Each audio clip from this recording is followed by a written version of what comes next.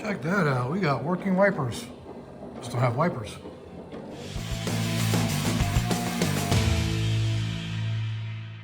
Hey everybody, welcome back to Ogre Speed Shop. And it's already the middle of February, and we still got a lot to do on the 1970 GMC on a 1969 C30 4x4 converted chassis K3500 now.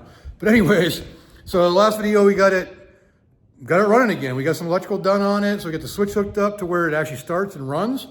I got a temporary fuel system in it right now. I just put the boat tank in it for now, just so we could hear it run last week.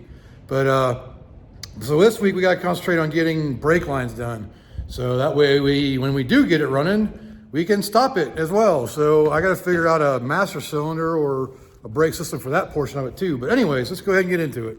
All right, so last week we got all this stuff on here. We got the steering column on, the clutch pedal working, the fender's on just because I had to run route wiring. I may take this stuff back off again, but I shouldn't have to because most of the brake lines we're working on are gonna be on this side other than the fronts. So most of the stuff I can reach with the fender there. I'm 6'5", so I can reach it for pretty easily, so it ain't too bad. But definitely gonna start with doing the rear brake line and bringing it up. So we're gonna bring it up the frame. I think I'm gonna replace the entire thing because it's kind of corroded back there. And I don't know, I don't want it to end up, rotting through at some point. Might as well just replace, I got 25 feet of it, which is enough to do the whole thing. So run it all the way up through the frame from the back, all the way up to here, across the front. And then we got to figure out how we're gonna route it up here for the master cylinder. So that's what we're gonna do first. All right, so we got our roll of 25-foot 1/4 inch. We got some 3/16 over here as well. But I think we're gonna pull the old one off first so I can just make that section real easy, So I'll run it out, and I think there's only like 1 or 2 bends in it that mainly goes to the hose in the back. So we're gonna pull that out first so we can set it next to the new line and bend it accordingly so it'll fit right up in there when it's time to put it in. So here's the line I'm telling you about. You can see, hopefully if it focuses, let me try to focus it better. Oh no, you can see it right there. It's pretty crusty. So I'd rather just replace the whole thing. And so you guys go back there, it does have a bend in it a couple places. But I also want it to go one piece rather than this, it had a union right here and it just dripped brake fluid. Hopefully it didn't drip it on me. But yeah, we're gonna remove that, and that way we have all new. You don't have to worry about that rusting through at some point when I'm trying to stop. So that's what we're gonna do. Yeah, definitely glad we pulled that out because that is way too crusty to trust for too long.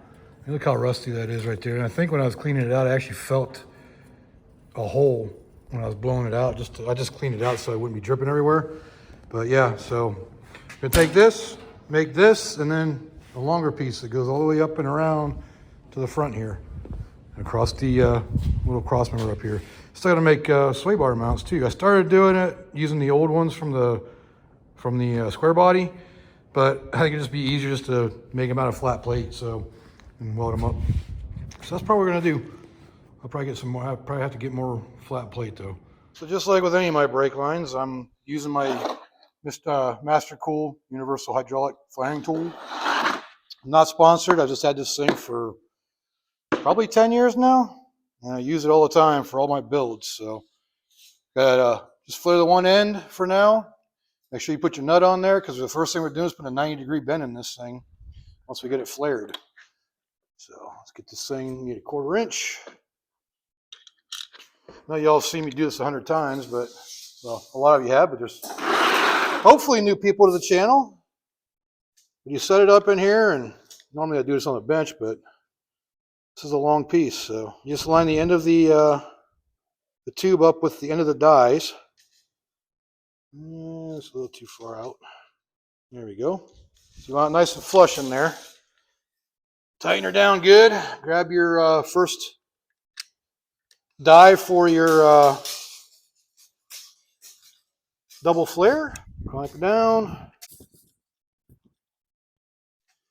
Go till she stops. Spin her out.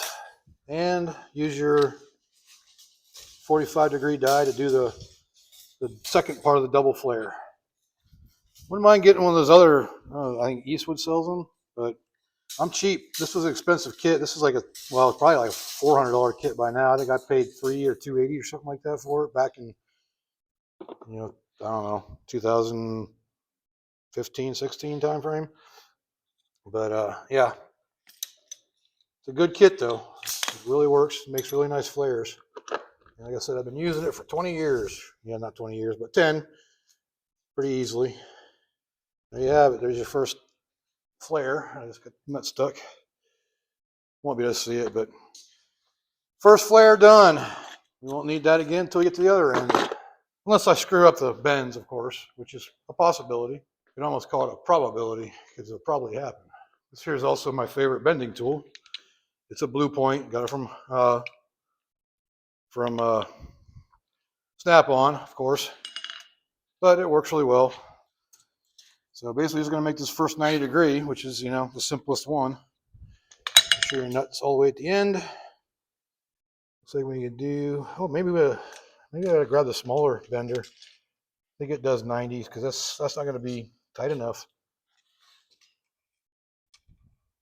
Nope. Let me try believe it or not, the Harbor Freight one. Yep, this does 1/4 inch. Perfect. So this little bender from Harbor Freight, I've been using it for about 10 years too.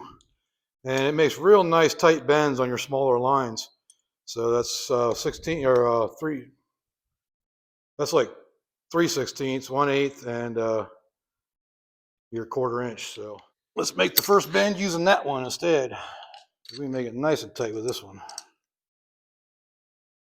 It's a little bit more than 90.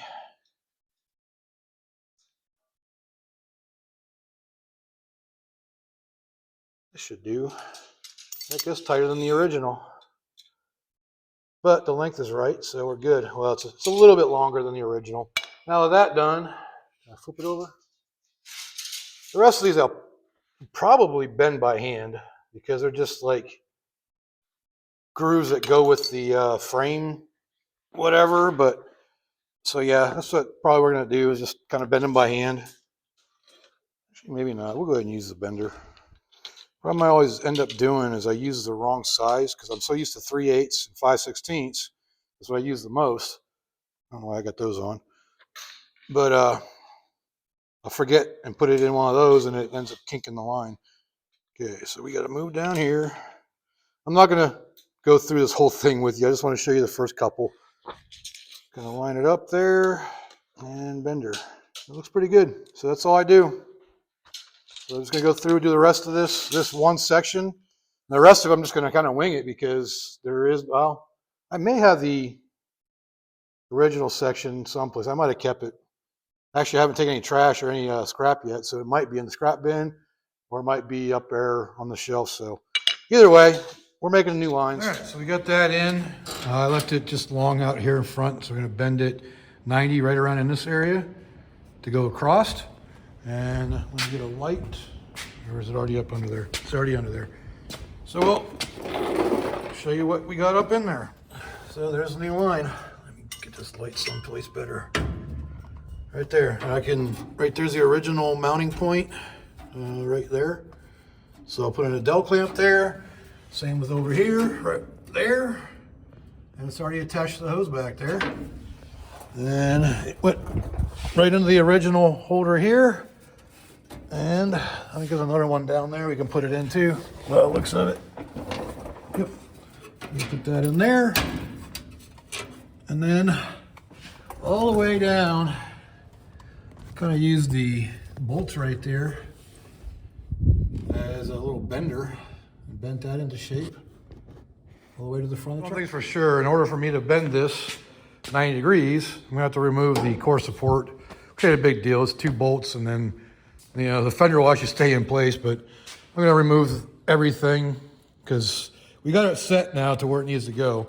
This is just zip tied here, so I can remove that pretty easily, and the battery.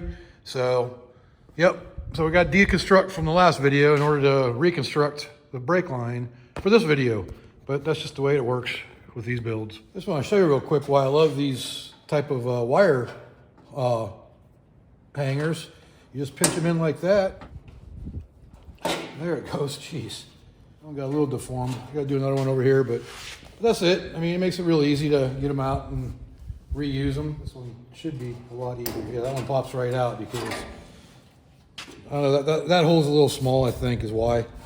I just forced it through when I put it in there originally. So I just cut the zip ties, remove the battery, and we will be good to go. All right, so I went ahead and removed the cooling fan too, because to give me really good access in here. So weird. I'm usually pretty adamant about taking everything down to the frame and cleaning it up, but that's gonna have to come later because it's a lot of work, and I don't have the time to do that. So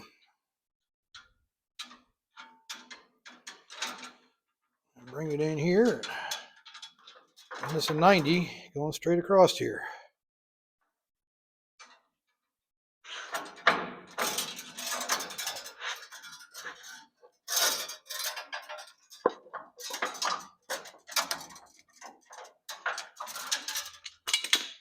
Say that'll work. Gonna straighten out a little bit more of this. Let me see if I can tie this back a little bit so it holds place. This is just so I get it nice and tight inside the frame. There is 2 holes, perfect for a zip tie. A lot of times this bending does get done by hand, so it's you know, don't have to worry about it too much. You can kink it doing it that way, but you just got to be careful. I don't want to lose my core support mount. There's a bender to just inside the frame here, and bend our next 90. That should be enough for now. I'm not going to get it up underneath there. Yep. And I'll bend it down to kind of go with the flow of this cross member thing up here. And that'll be good. I gotta replace these zip ties with Adele clamps one of these days, but for a cleaner look. Get that over there like that.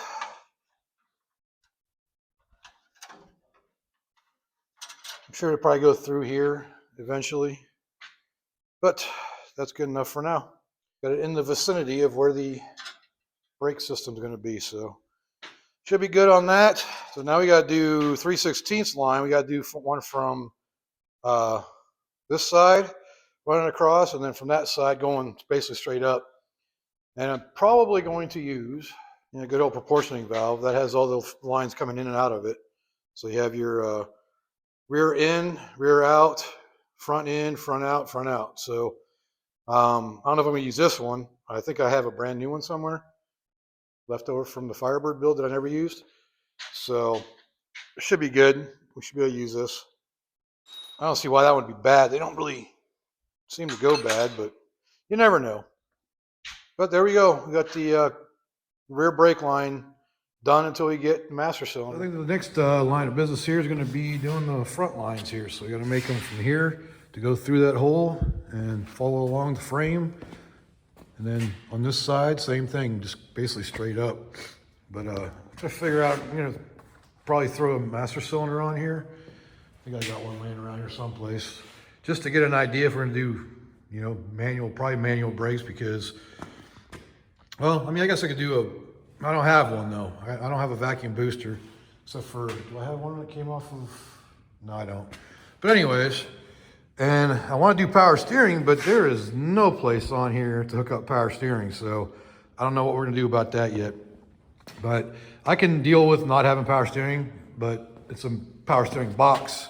So I don't know if I can find a manual box that'll work with all this four-wheel drive stuff or not. But yeah, it'll be a pain in the butt to drive with a manual box, but maybe I can make this, I don't know, just loop the wire hoses somehow to make it somewhat work good enough for the show. All right, so we got the 3/16 roll here. So we gotta get it straightened out so we can start making lines for this. Get some measurements here to figure out where the bend's gotta be, and then all the way up to here. And I'll try to bend it mostly on the outside and then make it long enough to adapt to whatever I use for the braking system over here. So, all right, so our first measurement to the inside, we're looking at, let's say, probably 2.5, but we'll do 2 3/4 for the first bend. we got to do a tube nut first. Then we'll do another measurement just to be sure. Let's take a look at the K10 out front, and thinking maybe this might be the best bet for running the proportioning valve. And that way I can just, I can get all the lines done if I mount it like this, because this is the way it's mounted on the 80 K10 out there. So if I do that, then all these lines will be done, and all I have to do is run from here, which is the inlet, and here, which is the, this is the front, no, I'm sorry, this is the front inlet, this is the rear inlet. So if I do this one to the driver's side, bottom one to the passenger side fronts, and then this one is the rear, which would be like right here, because it's already there, then I can have the whole thing set up right there, just like it would be from the factory on a square body. And I think that'll work fine. And then I just got to run the main lines over here when I figure that out. So I can get all the lines done if I do it like this. And I can use this proportioning valve. If I need a new one, then I can replace it later. And you know, if this one doesn't work. But if I take it up, I'm gonna take it apart and see and clean it up and make sure it works. I'm gonna use that and I'll set it all up right here. And that way all these lines will be done except for from the proportioning valve to the master cylinder. And we'll be good to go for that part. Keep you updated here. So I got the proportioning valve mounted down here where I like it. And I can get a line to the other side, to the passenger side down here, to the driver's side here, inlet, and out for the rear. And I'm reusing all the nuts too because they're actually in really good shape. And they're oddball ones, like they're using all 9/16 headed nuts, but that one's like you know, 3/8 28, whatever it is, tube nut. So, but they're all the same size as far as the head goes, so that way they're easy to remove. You only need one tool. So I'm going to reuse those, clean them up, reuse them. They look kind of crusty, but they clean up real nice. You can see right there, that's the original one that came off of this. So everything's cleaned up real nice. So I'm going to flare that, get the rear, then the rear line will be completely finished. Then we can start doing the smaller front lines and get that finished up. And all I have to do is run the main lines in, the inlets from the master cylinder. All right, so we got the rear one and the passenger side front hooked up now. And ironically, where I cut it from this 90 right here in this corner, because this was originally going like that, is the exact length it needs to be to go to the hose out there. So that's going to be perfect to go to that. So I'm just going to put a nut on it, flare it, and then we can get this piece put in here. And then all be left for that is the inlets. All right, there you have it. Got a proportioning valve on there. So we got passenger side, driver's side, fronts, the line going to the rears. So now all we need is the inlets. And we'll do that once we figure out what we're doing for a brake master cylinder. All right, so I went ahead and put the inlet lines on. Just kind of copy what they were on the K10 out there. Not exactly, they went up over the frame. I'm going under the frame and up to the master cylinder there. So, but yeah, I gotta start putting the front end on now because everything that's up here is done and everything's just on the side here. So it'll all be good. So I might just do that. All right, so we got the hard lines and everything and a proportioning valve in. Still waiting on the master cylinder, which is why those aren't finished. But because of that, we actually get to mark some things off the list here. So all the hard lines are done. And the proportioning valve is also done. So steering, I'm not sure what we're gonna do with that. We got some of the wiring done. Wheels and tires, we don't have those yet. Still don't know about U-joints. They all seem all right. But hopefully none of them blow up on me from driving it. But I'm definitely gonna do some shakedowns if we get this thing running and driving in time. So, but we got to mark some things off the list at least this time. And we got more to go. Like I put the core support back on since I'm done working up here with the brake lines. Put an Adele clamp on the wire harness going to the regulator. Put some rib nuts for the regulator. Except they don't quite line up because the holes were a little bigger than what the rib nut takes, but they clamped in there. They just they're not centered properly. So, and had to use a cap head screw because there ain't enough room to put a tool on a hex head.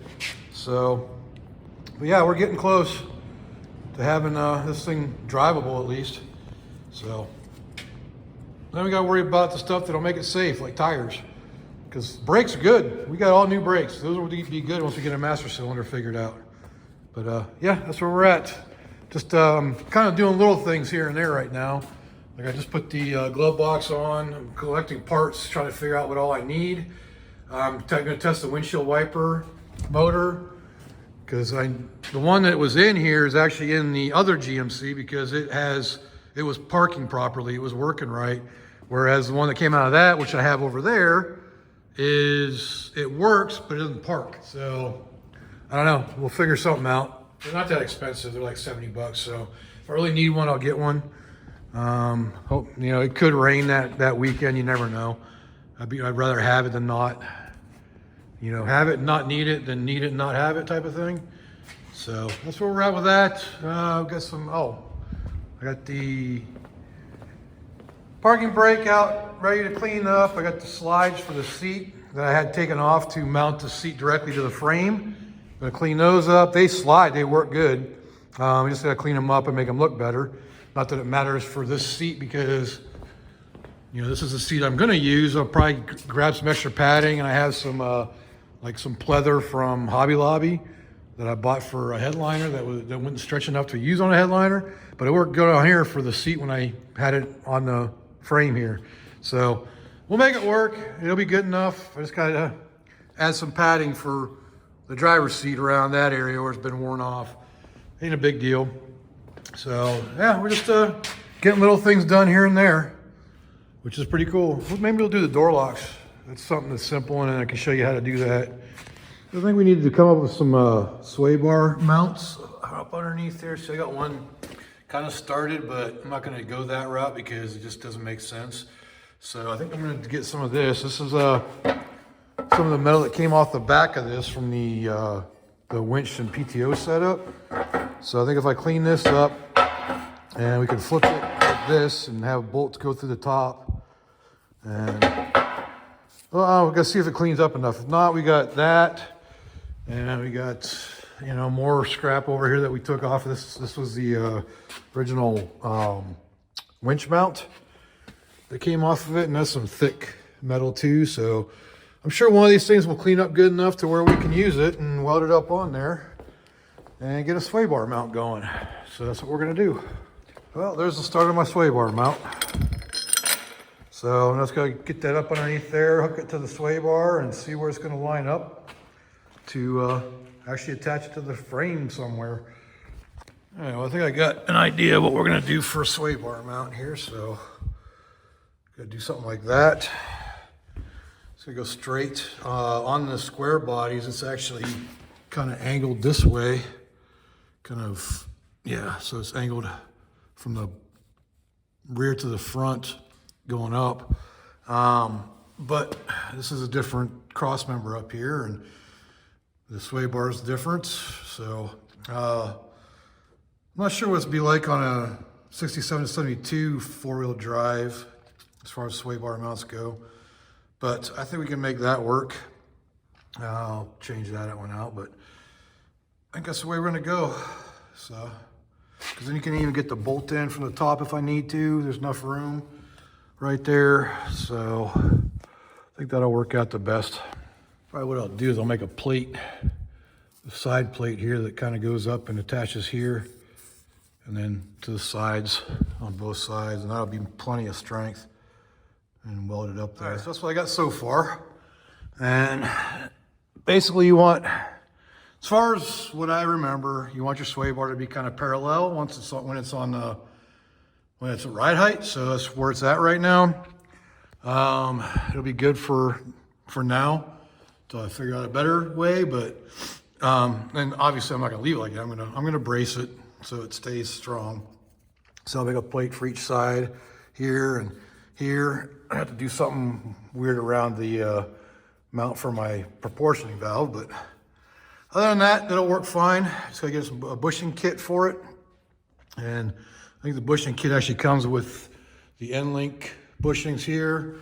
and the bar bushings. So yeah, I just gotta make some plates here to reinforce it, and it should be good to go. So I still cannot get my welder to weld right, or it's just because I can't weld. But at least I got the I got a support plate on there now, so we're good to go on that. Some of the welds kind of turned out okay, like back in there and back in there, but I don't know. I can't get the damn thing to work right. So I think we're gonna do another plate that goes from here over and ties in. So from the frame over to the bracket, and I think it'll be good enough. All right, well, I got added an extra brace right there. It looks like crap. Still need to weld a lot of it. Just ain't welding right. I don't know what's going on with it, but well, at least it ain't gonna go nowhere. Once we get the bushings and we have a good sway bar, we'll be good to go. Well, as ugly as it is, it's good enough for now. I don't know what the heck is up with that piece of crap right there, but it's not welding at all. I don't know if it's the old metal, if it's, I don't know. It's just, nothing's working for me today, so I'm calling it for that. It's just like, it'll work. Just, someday somebody's gonna look at that like, man, what the hell kind of booger welds are these? Because it just would not fucking weld. Pardon my French. But my God, I'm just, I'm over it. So, I'm not going to show it close up. If you want to see it, you got to climb underneath it to show. That's all I got to say. It sucks. All right, so I went ahead and hooked up the oil pressure line. It looks kind of crappy, but I'll kind of make it look a little better later. But I mean, it works. It's copper. I'm not going to use a plastic line. And got the gauge in here. It's not like permanently in here, but it's just sitting in here. And I did discover why it was cutting off. While the engine was cutting off, it was flooding. The bowl was, the float was stuck. So I tapped on that a little bit and it worked perfectly. And I was testing the temp sensor because this was a well, this actually had an idiot light, so it would have just, turned the light off. But that temp sensor works. Like I did an ohm test on it, warmed it up a little bit, and it's moving. So it should work with these gauges. It is the original sensor out of that truck, which I replaced because I thought it was bad, but it ended up being the gauge was out of alignment or out of adjustment. So fixed all that. So now I got to put all this stuff in here and make it work. The turn signal is busted. I do have one right there. I just don't know if it's the right one, but I'll test it out and see if it'll fit and if it'll work. And I have the adapter for it too, to go from that round plug, or from a square plug to a round plug, so it ain't a big deal. In fact, it actually has it on it, or it did have it on it originally. So this was in a box somewhere and it seems to work. So if it fits in here, then I can put it in. But that's where we're at with that. But yep, got a hard line in there now for the oil pressure and it works. It does move. Doesn't have nearly the oil pressure that this one does. This one pegs every time until it warms up, but this one's about 30 to 40 PSI, which is what it's always been for this engine.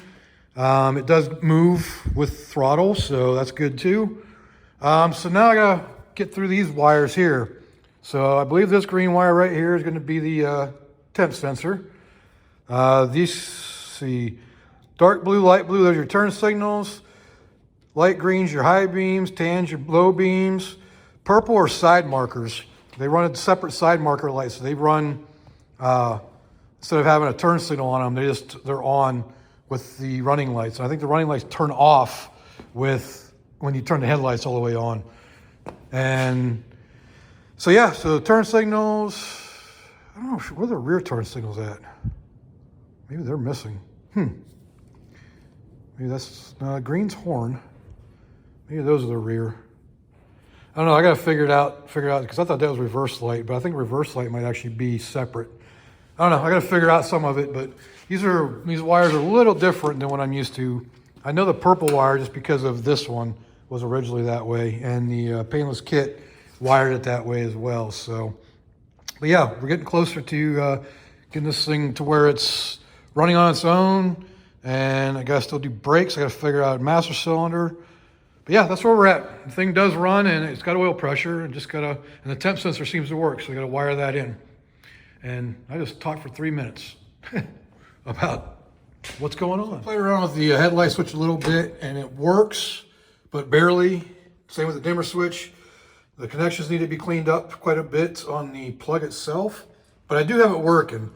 But, you know, we don't have wires or anything in here. But I did get power to start coming out here to these wires for high beams and low beams. But I am going to replace the switch and the dimmer switch just because it's better to have new instead of one that's been sitting in a field, you know, with the window down for 20 years. So, yeah. So, and covered in, you know, whatever was in here when I originally got it. But anyways, so we're going to switch those out eventually, but they do work for now. So if worst case scenario, I can use them. So I think what we're going to do is tear the steering column apart and see if I can get this, if that turn signal switch will work. So let's get that steering column torn apart here. All right, so the first thing we had to do is take the horn ring out. I don't know if this is even if it's good or not, but nope, it's broken. The steering wheel is pretty rough too, but it's more usable than the one that came out of the other 70. And this is just coming apart in pieces here. Well, hey, at least the canceler's good. Let's see if this will fit down in here if I have to get an extension. I need an extension. That actually sounded like it popped. Well, that makes it a lot easier. I have to get my steering wheel puller out. Nice. So this is your canceling cam for your turn signal. And it's spring loaded for the horn is still good, so should be able to reuse that. But this here is not good. Even if I tighten it down, this whole mechanism is busted out. First, you got to remove the turn signal arm. The newer ones, this actually unscrews, but that's not the case in this one. It's part of the whole mechanism. There are 3 screws. You have to put it in move it out of the way to get to this one. And I think that one you can get to, and then there's one in the middle here. It still has does it have the cover on it? It does. I'm going to pull that cover off. It's like a metal cover that covers the wires to make it go up underneath the dash. So it's one of the things where it helps to have a magnetic screwdriver. Help pull the screws out. The screwdriver isn't particularly magnetic, but it does have a little bit of magnetism to it. All right, so the cover underneath here, I need to pop that off. It should slide then. There we go. That's the cover. It just covers the wires up to make it to basically clean up the area. So this should pop out far enough to where you should get this turn signal or the hazard to pop out. Yeah, it does unscrew. Let me see if I can get it to unscrew. Kind of looks like it should separate, so I never know. Yep, it separates if you just pull on it hard enough. So that's the last leg anyway, so there it goes.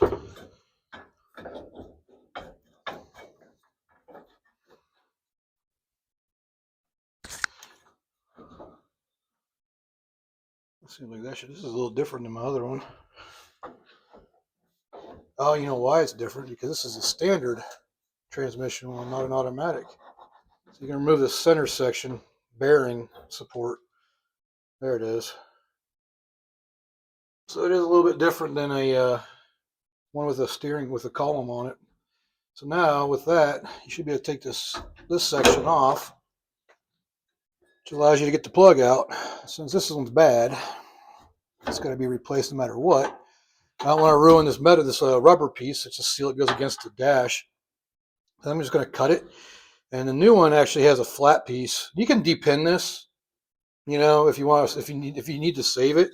It's absolutely dependable. You can, you know, make it work. So I'm just going to cut it and pull it out of there.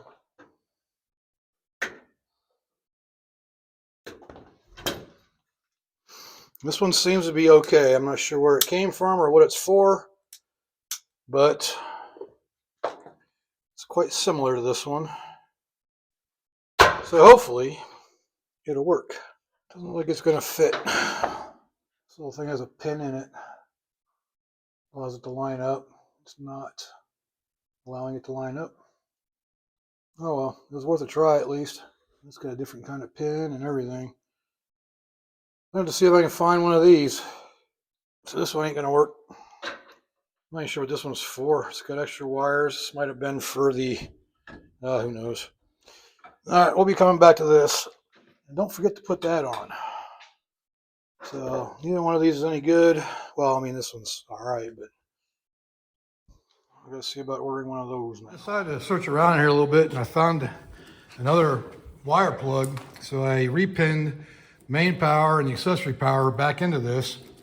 And now I got all these wires that actually, like the green is your high beams, tan your low beams, purple your side markers, light blue and dark blue are your turn signals. So, and the thick green one is your horn.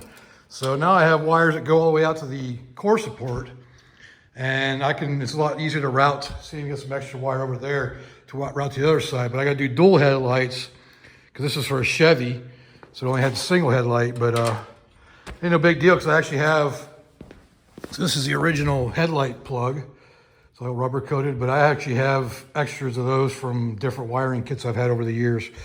So you can pick up those harnesses from anywhere. But then we got the plug that goes out to your turn signals. So yeah, so we got a couple extra things here now. All right, so the way the wiring works, so the purples, one goes to each turn signal, or to each side marker. They also act as a turn signal. So the turn signal is your ground. That's, or yeah, I don't know, it's kind of hard to explain, but the running lights work in the running light position, but not when the headlights turn on. So the side markers don't turn on with the headlights, and neither do the front markers. It's only turn signals and marker, like parking light lights. So one click back on the switch lights them up, and it's a turn signal. You turn it to high beam, or you turn the headlights on, and the marker lights shut off up front. So I'm not sure why they do it that way, but that's the way it is. That's the way these were wired. So I remember how I said that I have spare headlight connectors. So I got the 3 and a 2. So got the high beam and the low and high beam one right there. So 3 has high and low, and then this one has just the high beam. So I got a couple of them laying around. Those are doubles. Looks like I'm down to my last 2. Oh no, there's not. There's one. Oh nope, that's a double. So I don't have any more triples left. So I got just enough to do this one. And the way I do it is I use the double ups like that. Except for these are the bigger ones. But I use the double up to wire the 2 wires together to spread the load. There they are. Oh, these ones. I got a special crimper for it and everything. You can get that through AEW, so American Auto Wire. But that's the ones, the bigger ones, if you compare them to this one.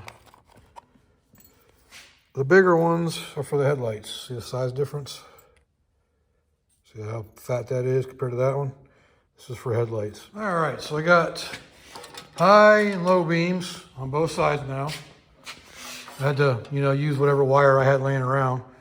But, so headlights are covered. So now I got to do running lights and turn signals. Light blue is your left and dark blue is your right turn signals. So I'll probably extend those as well. The horn wire is kind of chewed up in a couple places, so I have to cut that and trim it, and if I put a horn on it. But yeah, so we're getting closer to having some lighting on here. So, yep. And oh yeah, this is the wire for the temp sensor, so I gotta hook that up at some point, make sure there's no cuts or chew marks in it from the rats and mice and whatever. This is your reverse light, and like I said, I don't know if I said it out loud, but there's a separate harness for the tail lights, and it goes right through that hole right there, and then down and back. So we'll have to figure out something for that.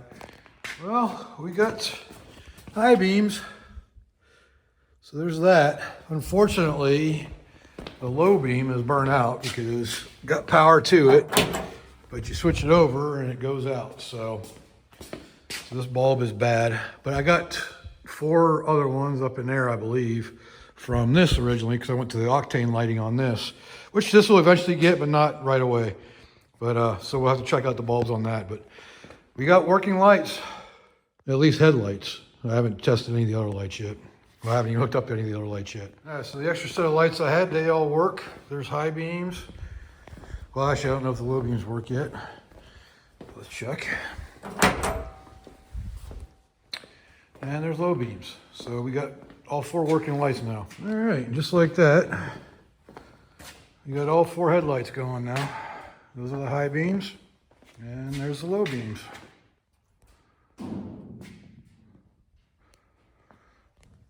Pretty cool. I'm beginning to think maybe this harness was a pre-68 truck harness because it only has the front markers as far as the wiring goes. It doesn't have the break off for the side markers because in 68,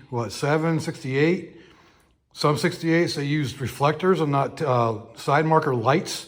So they had reflectors. And I got a set of reflectors up there that came with the truck, but this is a set, I don't know. I have to splice off and add the side marker lights, which ain't a big deal. I think I probably even have a few of those laying around here too that'll work, but I don't have the side markers themselves. I also don't have front markers or, well, any rear lighting on this thing. So, and nothing's gonna work anyways until I get a new turn signal, because all of those lights, turn signals, brake lights, and rear lighting is all runs through the steering column turn signal switch. So I need to get that first before I can make any of these wires work, but I can get them hooked up at least and ran. So that's what we're doing here. It's starting to look like a truck again.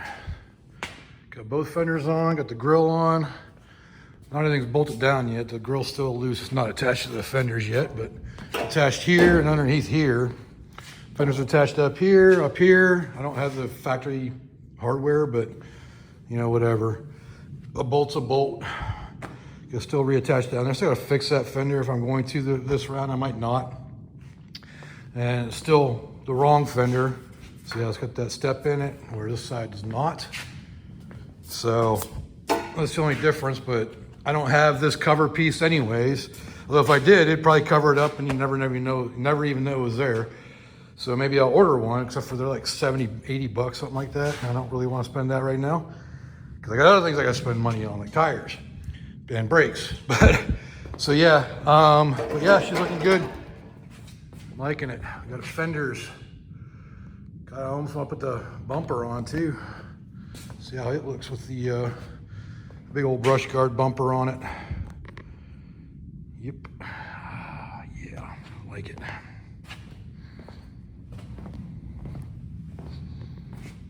Pretty cool. Well, I just couldn't wait any longer. I had to put it all together. I don't have the inner fenders in yet, but I put the bumper on it, got the hood on it, got all the fenders on, lights are on. I don't have the radiator, nothing in it yet, but man, look at that thing. Check this out.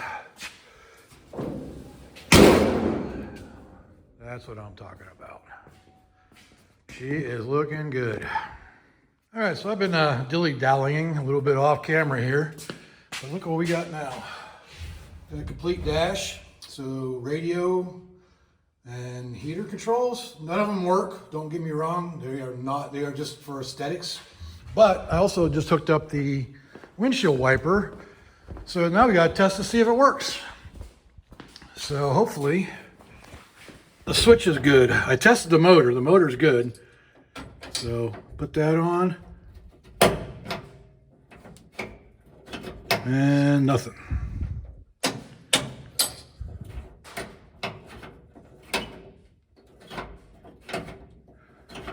All right, motor ain't working, so maybe we don't have power to it. So I have to do some investigation.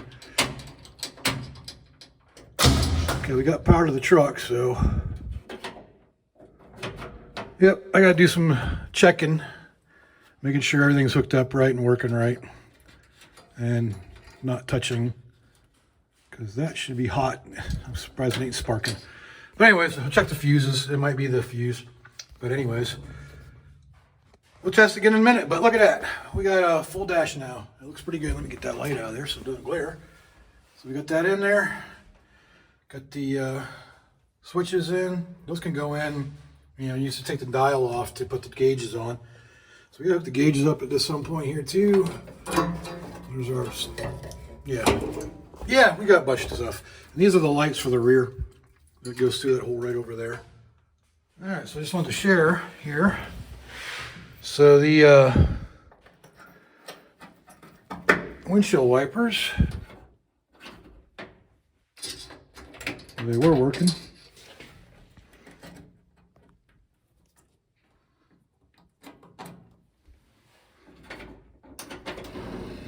There they go.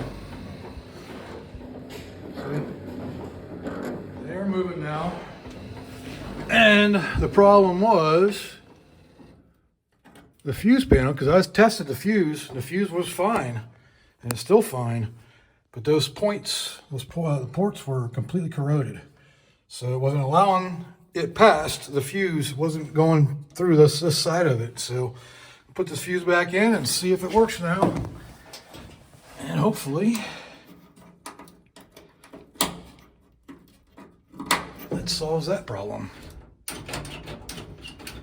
Seriously. Still too corroded. Yep. I gotta clean up those contacts a little bit more because it's still too corroded even with the fuse in there. But if I jumper it, it works fine. All right, so I just moved the fuse and now it's working.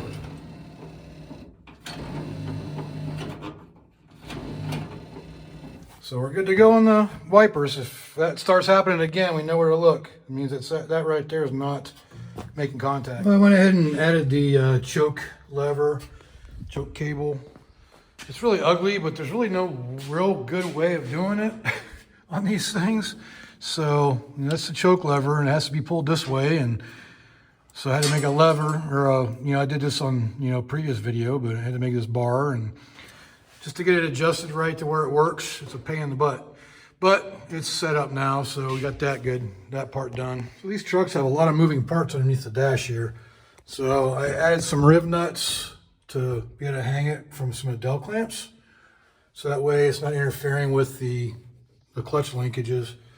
This will plug in somewhere over here and I can tie it up or whatever. But so yeah, I just want to make sure everything was clear of the clutch linkage. So I tied it up a little bit. And I mentioned the choke is hooked up. Should probably bolt down the switch, but I'm not sure if I'm going to keep that one. I might be getting a new one. It does work, so it may stay. But yep, I just want to tie the wires up. So now we're pretty clean in here. Got to do the tail lights now. Got to still do the running lights. Still waiting on a switch. And yeah, pretty much it. Well, can't use the cover. Well, I can use the cover. I'm going to use the cover. But you see right there, see how the hole doesn't line up? That's because that's for a V8. This is for a 6-cylinder, for an inline 6. So what I could do is use this one and paint it, but I want this to go with the other truck. And it's already got a slice in there that was the PTO lever, but the 4-wheel drive lever is going to be way back here. So either way, I got to cut something.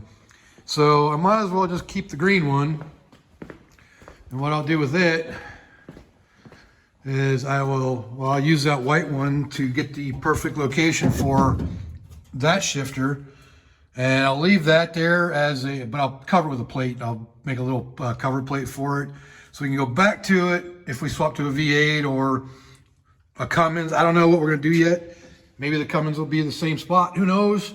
I have no idea because I never dealt with a Cummins yet. So hoping to soon in the future. But either way, we gotta make a hole for the shifter lever for this in this area here. So that way we can shift it into 4-wheel drive. So gotta do all that anyways. That's what we're gonna do next. All right, well, you see how I can use this to kind of line up a plate. So I have to make the cover plate and then cut out for that again. I won't need to worry about that because the shifter's gonna be back here someplace. So I'm just gonna trace out this, and cut that out. Then we'll have our shifter area and we can put that part on. And then we gotta measure. We'll measure from the holes to the shifter and everything, get a bunch of measurements and just cut that way for that shifter. Try to make it look cool, maybe round it out. I don't know. We'll do something cool. All right, well, that's all there is to that. So just cut that out. I'm not sure how yet. Probably, I think I got a jigsaw, maybe, I can use.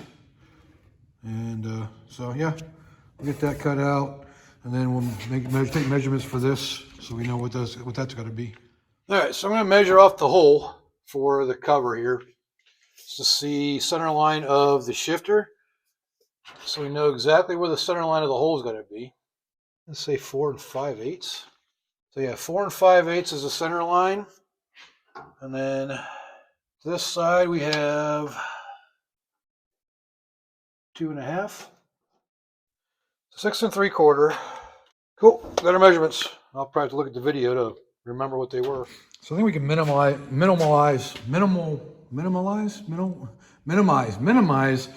the amount we cut out of here, because I didn't realize this went up quite a bit.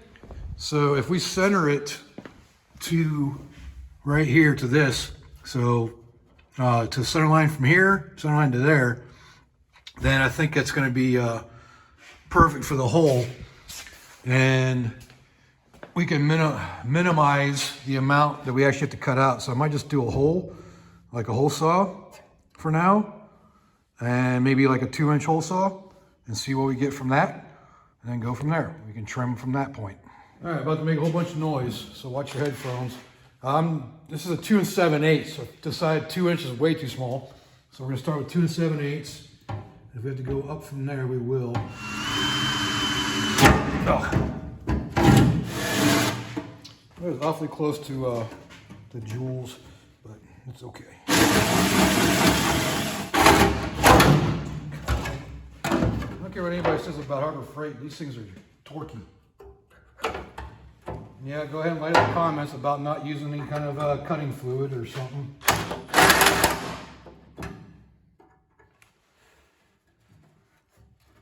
I know what I can do. I can clean that up with a die grinder later. I'm sure it's going to be bigger. Have to be cut out bigger anyways. Yeah, I'm going to go ahead and cut right in this area too, just to start enlarging it. There we go. What we say in the Navy, good enough for government work. Okay, so we got those started. We can test fit, but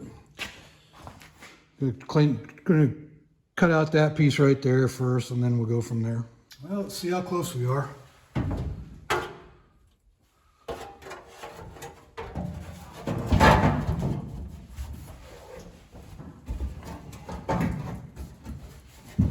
think I miscalculated the center line a little bit.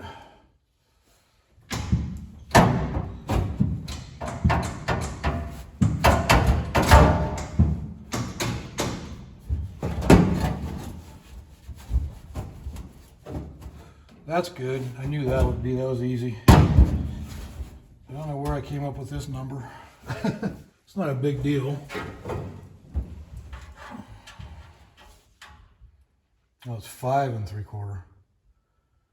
I did 6 3/4. That's why. Actually went 6 1/2 to center line. So we need to go further this way. It's back all the way, so that's all the further it's ever going to go that way. But put it in too high right there. So yeah, we have to go forward a little bit. Like, we got plenty of room on this side, so if we just gonna draw it out here. Something like that ought to work. So we go 9. That's pretty close. Just go up a little bit further. Not quite that far. Something like that. Let's try that. All right, well, we got our fitting now. And go back all the way, go forward all the way, and too high right there. So we're perfect on that now. I'll probably make a plate right here to cover up the V8 hole, and just need a boot for the rest of it. I thought I had some boots, but maybe I don't. But yeah, we should be good to go on that. I should have looked at the K10 out front to get a better idea of the shape of this and how much it needed, but It works. I'm fine with that. It goes back about a 3/4 of an inch there. Goes forward about 3/4 of an inch there. No fingers width at an angle. You know, a little bit more this way, but that's fine. Too high. All right, so we're good to go. Well, there you have it. We have boots now. So just gotta make a patch panel to fill in that spot up there. Some of these holes are actually stripped, so can't bolt the whole thing down. But yeah, I'll make a plate for that to cover that area. But we got the boot on for the 4x4 and for the shifter. So pretty cool. That actually came out of this K10 out front, but I can replace that later. But at least we'll have boots. So pretty cool. So check that out. We have a sealed up transmission tunnel now. So made a cover plate for the original hole for the V8 shifter hole, and everything else has got a boot on it, sealed up. I'll probably put some kind of seal around that eventually, but now I got holes I can line up that are nice and easy to do. Maybe I'll do rib nuts at one point, but I'm kind of running low on them, and I don't know, supplies are scarce around here for stuff like that.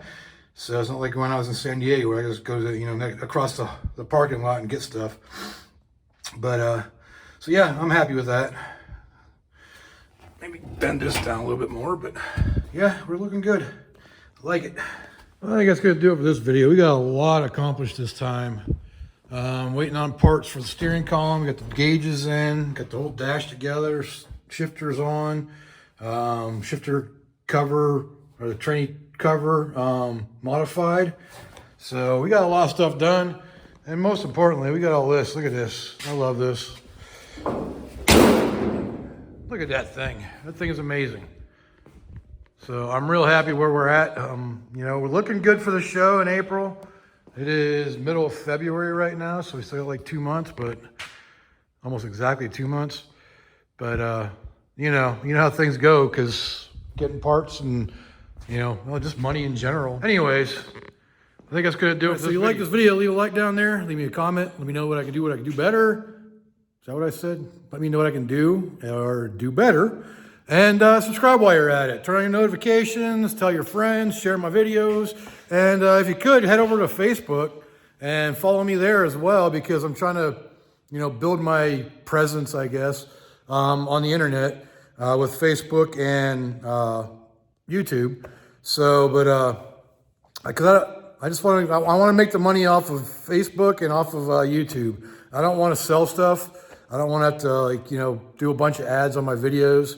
So, I mean, I have to with the monetization for the YouTube, but I don't want you guys to spend money on me. I just want to get the money from the platforms. So on that note, anybody who's been here this long, I appreciate you being here till the very end. So until next time, I will see you all later. And don't forget, I do have stickers. So if you want one, send me an email at ogresspeedshop@gmail.com, and I will send you, you know, give me your address and I'll send you a sticker. And that's what they look like right there. So on that note, I'll talk to y'all later.